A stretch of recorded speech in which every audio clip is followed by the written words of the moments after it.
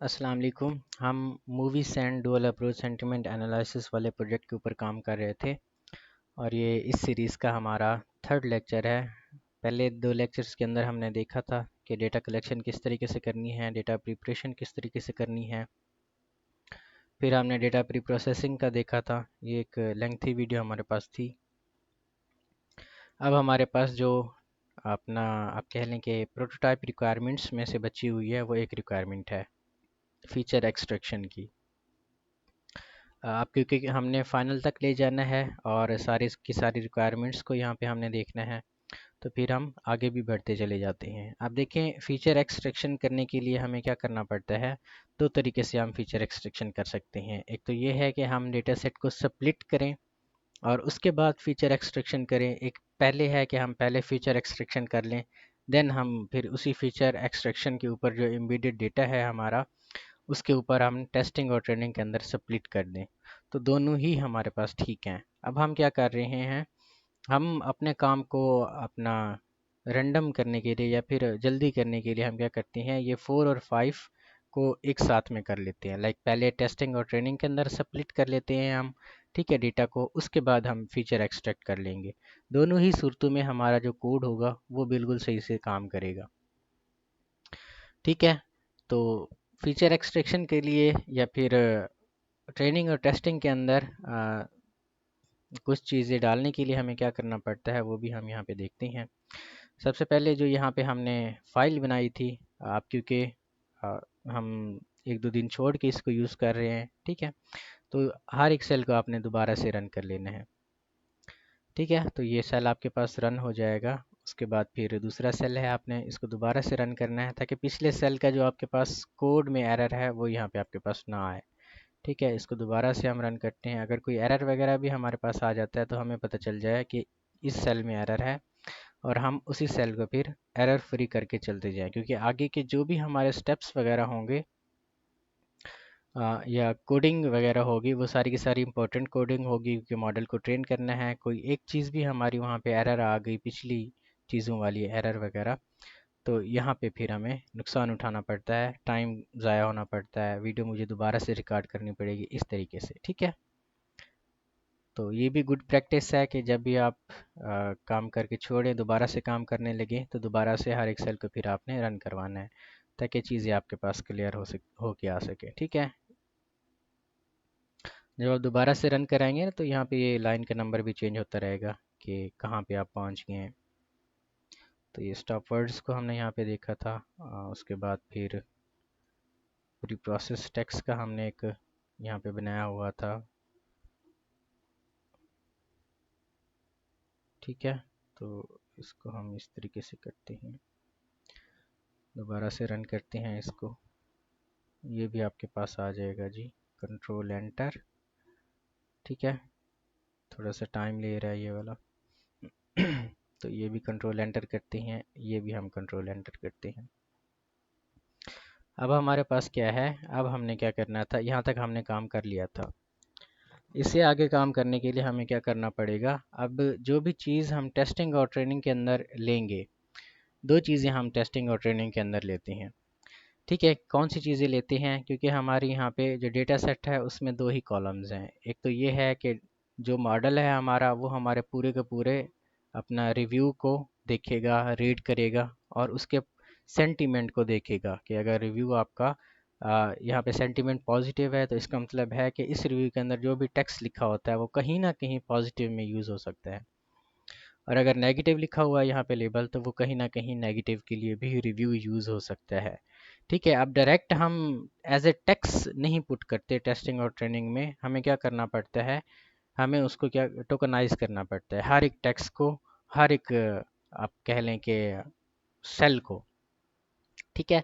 तो यहाँ पे सबसे पहले हम क्या करवा लेते हैं, हम लेबल की टोकनाइजेशन करते हैं। टोकनाइजेशन सबसे पहले हम क्या करते हैं, हम टोकनाइजेशन करते हैं जी अपना, दो सेल्स है हमारे पास, ठीक है, या दो कॉलम्स हैं आपके पास, एक रिव्यू वाला और सेंटीमेंट वाला, ठीक है। मोस्टली जो हमारा काम ट्रेनिंग का होता है वो इसी लेबल वाले फील्ड के ऊपर होता है। ये हमारा सेंटीमेंट का जो लेबल है ये एक इम्पोर्टेंट आपके पास फील्ड है, ठीक है। तो इसी फील्ड को आपने क्या करना है, फिर मैप करना है हम डेटा फ्रेम में एक अपना आप कह लें कि जिस तरह हमने ऊपर एक बनाया था क्लीन रिव्यू के नेम से एक अपना डेटा फ्रेम, तो यहाँ पे एक अपना आप कह लें कि बना लेते हैं डेटा फ्रेम लेबल के नेम से। ठीक है, तो ये जब हम लेबल इसको लिखते हैं तो ये पढ़ने में आसानी होती है हमारे मॉडल को भी कि लेबल किस लिए यूज़ हो रहा है, क्योंकि यहाँ पे सेंटिमेंट लिखा हुआ आ रहा है ना, तो हम इसको आप कह लें कि रिमूव कर रहे हैं या फिर रीनेम कर रहे हैं हम। ठीक है, तो is equal to D F, और डी एफ के अंदर फिर हम क्या यूज़ करेंगे, जो सेंटिमेंट हमने लिया था। ठीक है, ये वाला कॉलम आपके पास आ जाएगा डॉट मैप। और सेंटिमेंट के अंदर हमारे पास क्या चीज़ें यूज़ हुई थी, सेंटिमेंट के अंदर हमारे पास दो चीज़ें यूज़ हुई थी। यहाँ पे हम डिक्शनरी का यूज़ करेंगे। डिक्शनरी आपके पास क्या होती है, पाइथन बेसिक्स के अंदर भी देखा था कि डिक्शनरी आपके पास की और वैल्यू वाले पेयर्स होते हैं। ठीक है, तो यहाँ पे भी हम वही चीज़ यूज़ करेंगे डिक्शनरी का। तो दो कीज़ हमारे पास थी, दो हमारे पास लेबल थे या सेंटिमेंट थे, एक आपके पास था पॉजिटिव। ठीक है, तो यहाँ पे हम लिखते हैं जी पॉजिटिव। पॉजिटिव को इज इक्वल टू हम यहाँ पे लेते हैं टोकन करते हैं 1 के नेम से। ठीक है, इज इक्वल टू नहीं कॉलन 1। ठीक है, इसके बाद आपके पास यहाँ पे कॉमा होता है, फिर यहाँ पे नेगेटिव।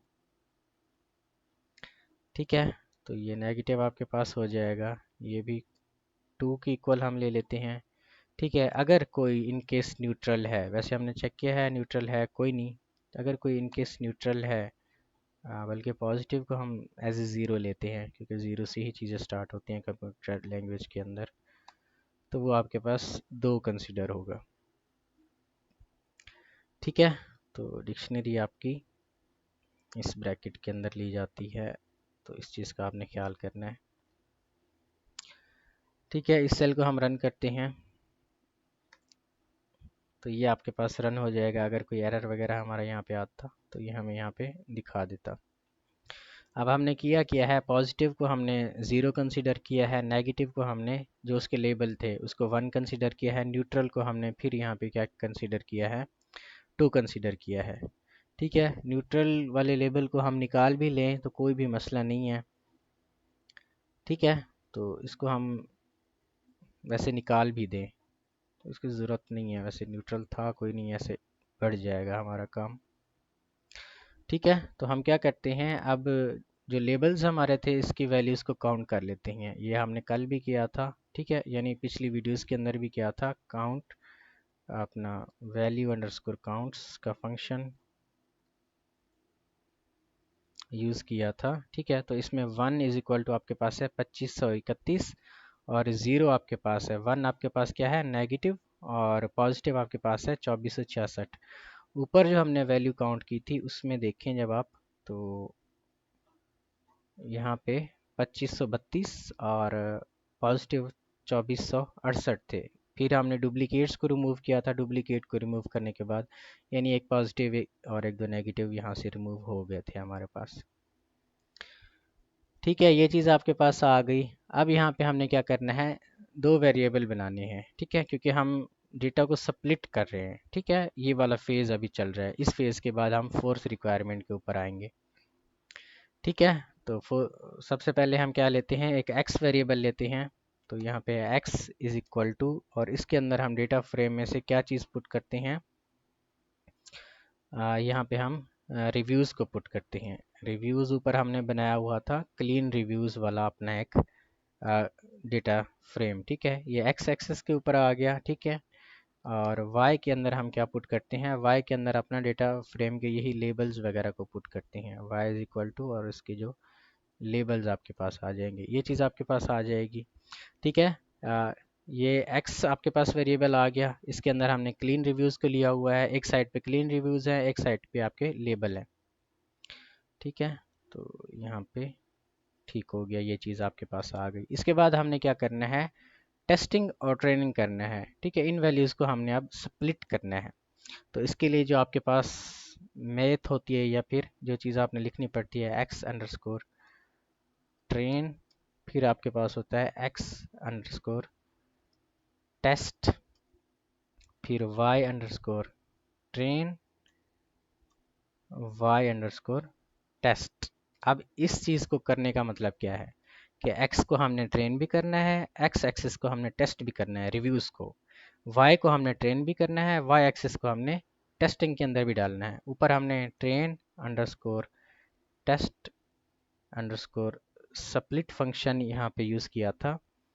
इसके अंदर कुछ चीज़ें आपके पास होती हैं। सबसे पहले आपने x को पास करना होता है, फिर y वेरिएबल को पास करना होता है, फिर आपका टेस्ट साइज़ आपके पास होता है, test underscore size is equal to, अब यहाँ पे रेशो आपके पास क्या आ जाएगी, टेस्ट साइज यहाँ पे 70 और 30 है। ठीक है, इसमें जो आपका ट्रेनिंग और टेस्टिंग के अंदर जो डेटा है वो कितना होना चाहिए। अब यहाँ पे टेस्टिंग के साइज हमारे पास क्या होता है, टेस्ट साइज आपके पास होता है 30% और ट्रेनिंग परसेंट आपके पास होता है अपना 70% ट्रेनिंग का साइज होता है। तो 30% को यहाँ पे 0.3 हम लिखते हैं। फ़र्ज़ करें इन केस वाइवा के अंदर टीचर आपको कहते हैं कि यहाँ पे आपने 70-30 की जगह पे जो आपने स्प्लिट यूज़ करना है वो करना है जी 50-50 का। तो वो किस तरीके से चेंज करेंगे, आप अपने कोड में से आके ना यहाँ पे आपने 0.5 कर देना है। अब टेस्ट साइज़ भी 50 है, ट्रेन साइज़ भी 50 है। अब टीचर कहते हैं कि टेस्ट साइज़ आपका होना चाहिए जी 10%। तो टेस्ट साइज़ आपका यहाँ पे कितना आएगा 0.1। ठीक है, बाकी 90% आपका ट्रेनिंग साइज़। टीचर कहते हैं कि नहीं, ट्रेन साइज़ आपका होना चाहिए 10%। तो ट्रेन साइज़ यहाँ पे, अब यहाँ पे क्योंकि 90% बाकी टेस्ट में चला जाएगा तो यहाँ पे 0.9 आपने करना है। तो दोनों को हम इस तरीके से स्प्लिट करते हैं। वैसे जो ओवरऑल पूरी दुनिया में स्प्लिटिंग होती है वो 70-30 होती है, लेकिन टीचर आप लोगों को वाइवा लेती है ना तो वो चेक करते हैं कि इसको कुछ आता है या नहीं। इसके बाद एक और हमारे पास यूज़ होता है स्ट्रैटिफाई। स्ट्रैटिफाई इज इक्वल टू वाई। अब स्ट्रैटिफाई आपके पास क्या होता है, स्ट्रैटिफाई आपके पास ये एक स्प्लिट फंक्शन की आप कह लें कि एक वेरिएबल है, या फिर आप कह लें कि जब आप डेटा को टेस्टिंग और ट्रेनिंग के अंदर स्प्लिट करते हैं, ठीक है, तो ये मॉडल सेलेक्टर की तरफ से हमारे पास स्ट्रैटिफाई आती है और ये हमेशा वाई में होती है। वाई में किस लिए होती है, अब यहाँ पे देखें आपके जो लेबल हैं यहाँ पे रेंडमाइज है। रेंडमाइज किस तरीके से हैं, यहाँ पे जो आपके लेबल हैं, एक आपका जो नेगेटिव लेबल है वो 2531 है और पॉजिटिव लेबल आपका है 2466। स्ट्रैटिफाई इज इक्वल टू वाई करने का मतलब ये है कि यहाँ पे आपने टेस्टिंग और ट्रेनिंग के अंदर, ठीक है, जो दोनों लेबल की यहाँ पे स्प्लिटिंग है वो सेम लेनी है। वो सेम किस तरीके से लेनी है, यहाँ पे जो आपका स्ट्रैटिफाई लेबल होगा वो किस तरीके से होगा, अगर यहाँ पे मैं आपको अपना करके दिखाऊं,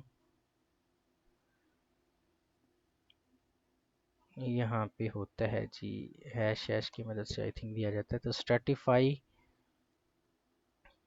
कहाँ पे आपको चेंज करके देगा, ये आपका पॉजिटिव इज इक्वल टू लेगा 2466 और नेगेटिव भी लेगा आपके पास इज इक्वल टू 2466। ठीक है, यानी सेम नंबर ऑफ लेबल्स को यहाँ पे वो क्या कर देगा, डिवाइड कर देगा टेस्टिंग और ट्रेनिंग के लिए। ये बड़ा अच्छा इसलिए होता है, ये किस लिए अच्छा होता है, क्योंकि अगर आपका डेटा थोड़ा सा भी ज़्यादा या कम हो एक दूसरे से लेबल्स के मामले में, तो आपका जो मॉडल होता है वो सही तरह से ट्रेन नहीं हो सकता। इसलिए यहाँ पे हम स्ट्रैटिफाई यूज़ करते हैं कि ये प्रोपोर्शन करे हर एक क्लास को सेम करने में। ठीक है, टेस्टिंग और ट्रेनिंग का जो क्लासिफिकेशन साइज़ है वो यहाँ पे सेम करता है। ठीक है, इसके बाद आपके पास होता है जी एक और होता है अपना रैंडम स्टेट का। ठीक है, तो रैंडम अंडरस्कोर स्टेट, इसका भी आपके पास यूज़ है। रैंडम स्टेट हम 42 रखते हैं हर बार। रैंडम स्टेट को हम 42 क्यों रखते हैं, ये इसलिए करते हैं कि ये एवरी टाइम जब आपका कोड रन होता है तो टेस्टिंग और ट्रेनिंग का जो स्प्लिट साइज़ है वो दोनों में सेम ही रहे। ठीक है, इसलिए हम रैंडम स्टेट इसका 42 रखते हैं। इसको हम रन करवाते हैं। अब हमारा डेटा है, ठीक है, ओवरऑल डेटा ये वाली जो रिक्वायरमेंट है हमारी पूरी हो गई है। ठीक है, यानी हमने डेटा को स्प्लिट कर लिया है टेस्टिंग के अंदर और ट्रेनिंग के अंदर, यानी फिफ्थ वाली रिक्वायरमेंट।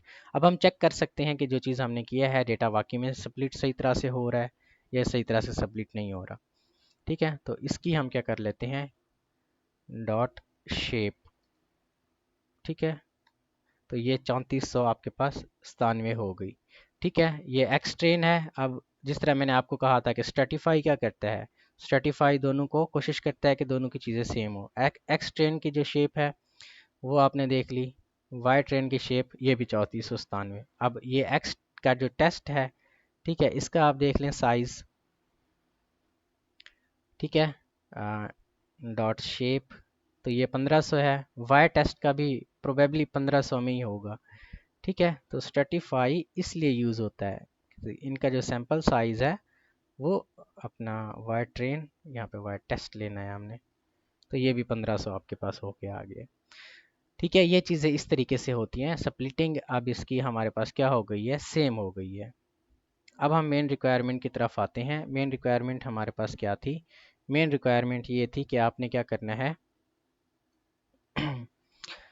TDF IDF वेक्टराइज़र यानी फ़ीचर एक्सट्रैक्शन यहाँ पे आपने करनी है। फ़ीचर एक्सट्रैक्शन के लिए आप क्या करते हैं, TF IDF वेक्टराइजेशन यूज़ करते हैं, जिसमें हम n ग्राम को यूज़ करते हैं। अब n ग्राम आपके पास क्या होती है, ये वेक्टराइज़र के कंसेप्ट्स हैं, ठीक है, जिसमें यूनिग्राम है। यूनिग्राम का मतलब है कि हर एक वर्ड को आपने लेना है, ठीक है। बाईग्राम का मतलब है कि दो वर्ड्स को आपने लेना है। ट्राईग्राम का मतलब है कि एक सेंटेंस में से तीन वर्ड्स को लेना है, ठीक है। जिस तरह के ये है, तो ये यूनिग्राम में किसी एक वर्ड को लेता है वेक्टराइज़र के अंदर, ठीक है। TF IDF आपके पास होता है term frequency inverse vectorizer, I think इस तरीके से कुछ होता है, ठीक है। TF IDF आपके पास जो वेक्टराइज़र आपके पास होता है, ये आप गूगल पे सर्च कर लेना, इसका जो फॉर्म है term frequency inverse document frequency, इस तरीके से आई थिंक होता है। ये क्या करता है, टेक्स्ट को न्यूमेरिकल रिप्रेजेंटेशन के अंदर कन्वर्ट करता है, जिस तरीके से मैंने आपको बताया था।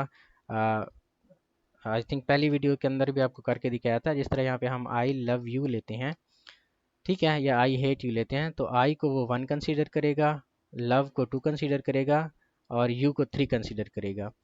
और हमारे पास क्योंकि टेबल्स डिफरेंट होती हैं, यहाँ पे हम एक टेबल कंसीडर कर लेते हैं। TF IDF फैक्टराइजर क्या करता है अब, ठीक है, या किस तरीके से काम करता है। फ़र्ज़ करें कि ये आपके पास है, ठीक है, यहाँ पे हमने टोकनाइजेशन पहले से की हुई है वर्ड्स की, ठीक है। आई, यहाँ पे हम हेट यू लिखते हैं, यहाँ पे हम लिखते हैं जी आई, यहाँ पे फिर आपके पास हो गया जी लव, और यहाँ पे हम लिखते हैं यू, ठीक है। फिर यहाँ पे लिखते हैं जी हेल्प मी प्लीज़, ठीक है। और यहाँ पे हम लिखते हैं जी आई, और इसके बाद हो गया, यहाँ पे हम लिखते हैं जी प्लीज़ लैंड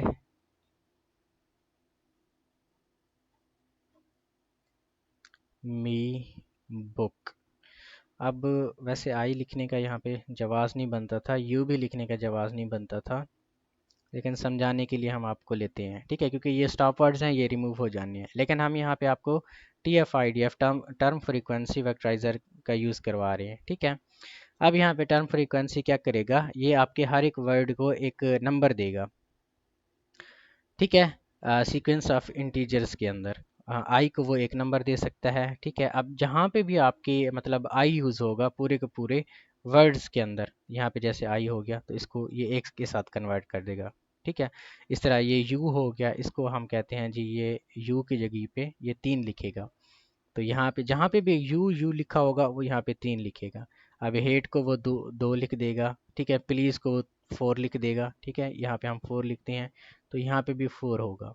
इस तरीके से वो हर एक वर्ड को एक नंबर देता है, ताकि इस नंबर के अंदर क्या करेगा, वो चेंज होता रहेगा अपना मॉडल के अंदर। जब हम मॉडल को ट्रेन करेंगे ना, क्योंकि मॉडल्स जो आपके होते हैं ना, नम पाई की मदद से नंबर्स के अंदर ही चेंज होते रहते हैं, या फिर नंबर्स के अंदर ही ट्रेन होते हैं। जिस तरीके से ऊपर हमने लेबल को एक नंबर और ज़ीरो नंबर के अंदर चेंज किया है, ठीक है। तो TF IDF फैक्टराइज़र आपके पास यही चीज़ होता है, टोकनाइज़र, और TF IDF फैक्टराइज़र भी यही होता है। TF IDF फैक्टराइजेशन आपकी क्या होती है, वो एक डॉक्यूमेंट के अंदर देखती है कि कितने वर्ड हैं, और हर एक वर्ड को वो क्या करता है, एक टेक्स्ट के अंदर या फिर इंटीजर के अंदर कन्वर्ट करता है। ठीक है, टेक्स्ट तो नहीं, हम इंटीजर ही कहेंगे कि TF-IDF वेक्टराइज़र आपका इंटीजर के अंदर ही कन्वर्ट करता है। अब यहाँ पे हम TF-IDF वेक्टराइज़र की मदद से क्या करवा रहे हैं, हम ऊपर जो अपना ट्रेनिंग और टेस्टिंग की हुई है इस डेटा सेट को यहाँ पे परफॉर्म करवा रहे हैं। अब वो किस तरीके से यहाँ पे हम परफॉर्म करवाएंगे वो भी यहाँ पे हम देखते हैं। ठीक है, तो यहाँ पे हम बना लेते हैं TF-IDF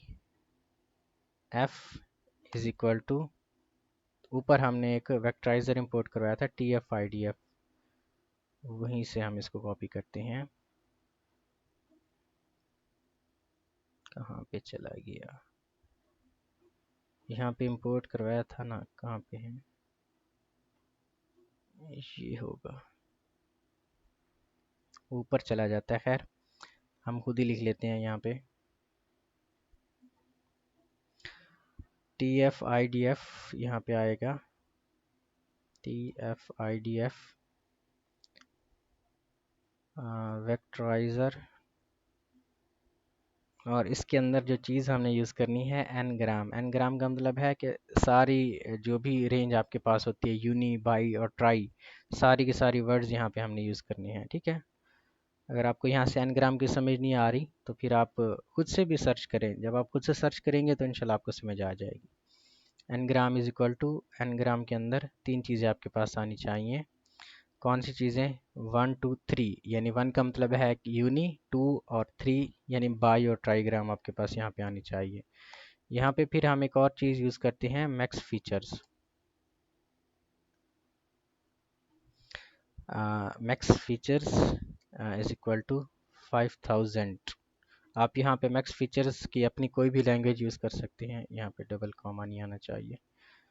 ठीक है, और यहाँ पे स्पेलिंग की मिस्टेक आपके पास हो गई है, TF-IDF वेक्टराइज़र, अच्छा वो कहता है आपने इंपोर्ट ही नहीं करवाया, तो यहाँ पे हम इंपोर्ट करवाते हैं। देखा, हमने ऊपर इंपोर्ट नहीं करवाया था, जिस वजह से हमें ये एरर आ रहा है। तो TF-IDF फैक्टराइज़र के लिए भी हमें एक लाइब्रेरी यहाँ पे तलाश करनी पड़ेगी। तो इसकी जो लाइब्रेरी आपके पास होती है जी, आई थिंक NLTK के से, पता नहीं, टेंसर फ्लो से ये होती है आपके पास।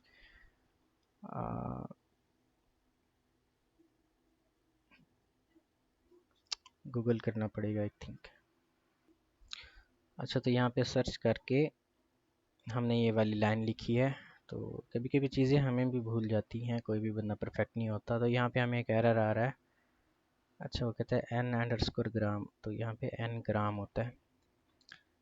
ठीक है, अब यहाँ पे मैक्स फीचर्स हमने क्यों यूज़ किए हुए हैं, टीचर आपसे पूछ सकते हैं।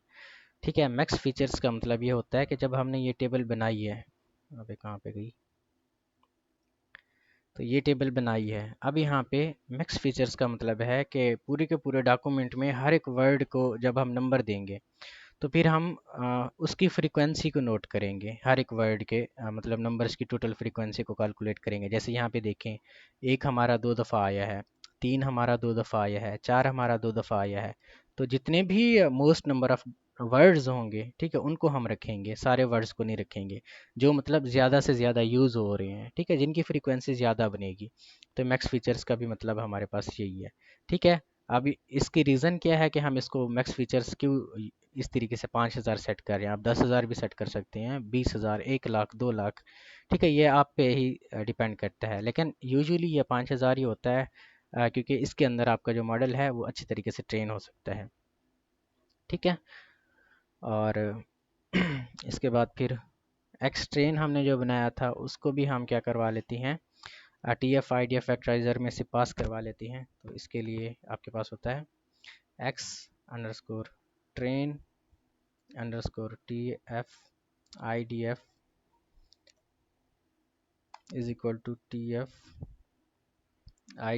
dot fit_transform, और इसके अंदर जो ऊपर एक्स ट्रेन हमने बनाया था, अब हम जो ऊपर ट्रेनिंग और टेस्टिंग का डेटा हमने दिया था, इस डेटा को हम यहाँ पे पास कर रहे हैं। ठीक है, और यार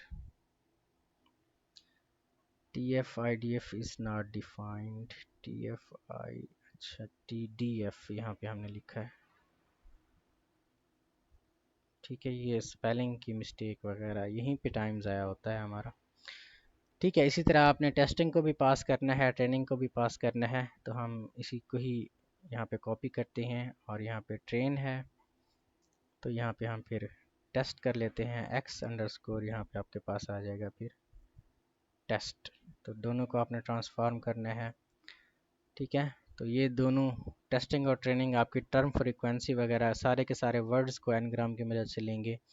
अब यहाँ पे हर एक की शेप आप मालूम कर सकते हैं, जैसे जिस तरह से ये आ गया, ठीक है। डॉट यहाँ पे आपके पास आ जाएगा शेप, और यहाँ पे देखें अब दोनों चीज़ें पास हो गई हैं, टेस्ट भी आपके पास, ट्रेन भी, और यहाँ पे डॉट शेप, ठीक है।